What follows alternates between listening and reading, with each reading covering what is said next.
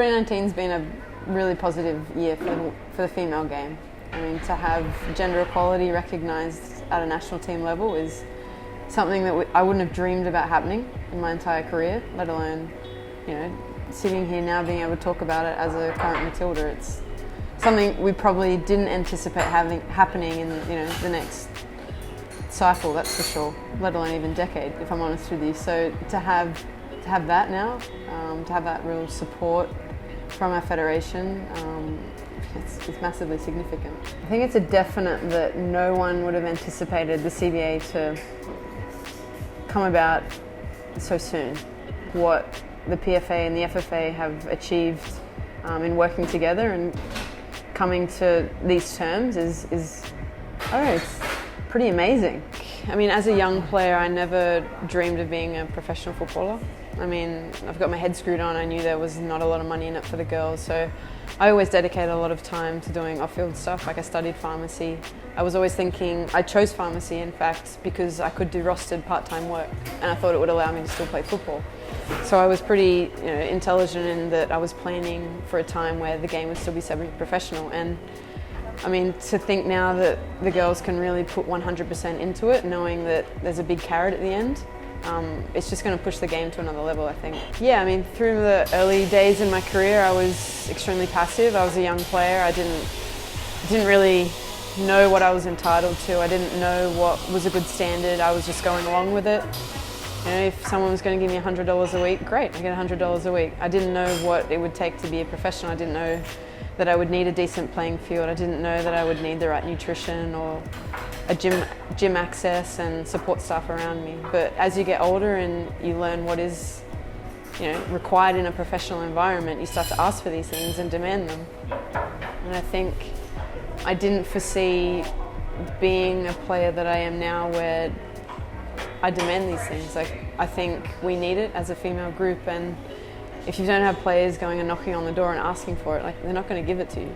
You need to be proactive with everything, and it is frustrating in a way being a female that you have to go and ask for it, and you have to, make it feasible. You have to basically present a business case why you need to get ice after training.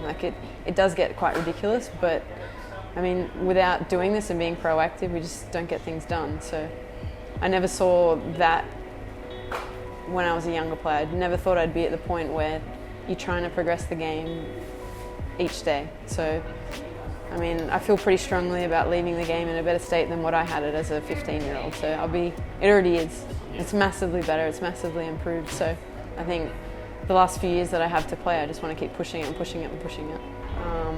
As you get older, you just really care about the environment and the people around you. You're not so self-focused. I mean, as a young player, it's just about, what am I doing? I need to train every day, I need to be better. Whereas when you get older, it's like, how is the whole team going to be better? How am I going to make the person next to me better? How do we make this a really enjoyable, successful environment to be in? Because as you get older, you've got choices to make. Like, if I don't want to play football, I can go and get a job that pays a lot more money and is a lot more secure. So what is actually keeping you in the game? So it's really important that we have access to these basic things to keep people in the game and playing football. And I think tied into that, you'll notice trends with less people leaving the game so early. With these new conditions that we're now going to have, I don't know the stats off the top of my head, but I'm sure a lot of people walk away at the age of around 26. Choice of family, choice of career. I was at that exact point in 2015 after the World Cup when we went on strike.